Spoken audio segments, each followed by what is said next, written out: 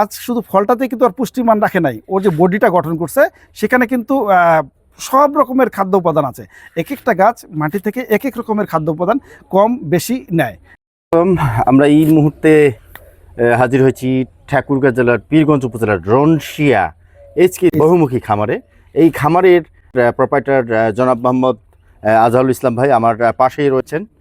উনি হচ্ছে এই খামার নিয়ে কীটনাশক মুক্ত এবং হরমোন মুক্ত উনি এখানে সার তৈরি করছেন এবং এই সারের মাধ্যমেই তিনি এখানে বিভিন্ন রকমের সবজি, মালটা এবং কমলাসহ এবং এখানে আমের বাগান রয়েছে এবং ওনার এখানে পুকুর রয়েছে।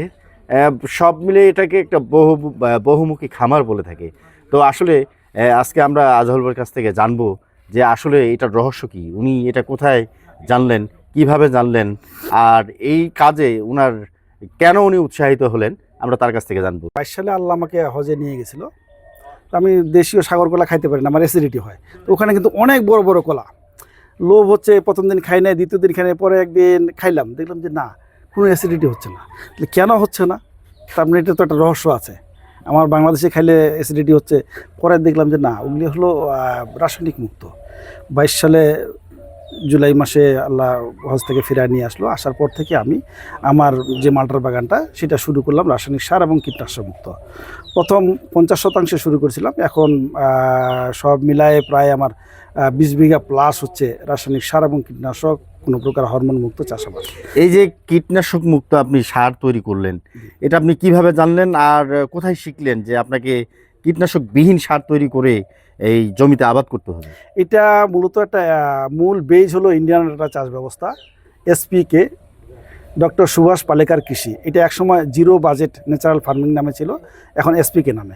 সেটার সঙ্গে আমাদের ঠাকুরগাঁও অর্থাৎ এই পীরগঞ্জ অঞ্চলের আবহাওয়ার সঙ্গে যায় এরকম কিছু আমরা সংযোজন বিয়োজন করে একটা ফরম্যাট হাজী দানেশ বিজ্ঞান ও প্রযুক্তি বিশ্ববিদ্যালয়ের কৃষি অনুষদের রক্ততত্ত্ব বিভাগের chairman Mohidul Hasan sir, doctor Mohidul Hasan sir, কিছু কৃষি অফিস আমাকে সহযোগিতা করে আমরা এখানকার আবহাওয়ার উপযোগী করে আমরা একটা সার তৈরি করছি। আচ্ছা, আমরা হচ্ছে আপনার পিছনে এই যে তিনটি এখানে 4টি বেড দেখতেছি, আপনার এখানে আসলে কি ঘটনা, কি এটা কি করতেছেন আপনি? এখানে এই দুটো হাউজে আছে গোবর, এই গোবরগুলি আমরা মাছের পুকুরে দেই। পুকুরে এই গোবরটা দিলে এখানে জু প্লান্টন এবং মনে করেন যে ফাইটো প্লান্টন হয়। এখানে খৈল এবং গোবর দেওয়া আছে, এখানে একটা গুড় দেওয়া হয়, একটু ফার্মেন্টিং করা।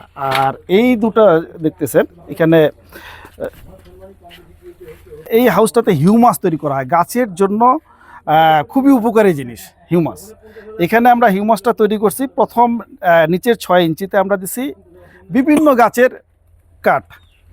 এখন কাঠ কেন দিলাম, যে গাছ শুধু ফলটাতে কিন্তু আর পুষ্টিমান রাখে নাই, ওর যে বডিটা গঠন করছে সেখানে কিন্তু সব রকমের খাদ্য উপাদান আছে। এক একটা গাছ মাটি থেকে এক এক রকমের খাদ্য উপাদান কম বেশি নেয়। এই কারণে আমরা বিভিন্ন গাছপালার ডাল ব্যবহার করছি 6 ইঞ্চি। তার উপরে 6 ইঞ্চি দিচ্ছি আমরা নিরাপদ মাটি, অর্থাৎ যেই মাটিতে কখনোই কোনো প্রকার রাসায়নিক সার এবং কীটনাশকের ব্যবহার হয় নাই।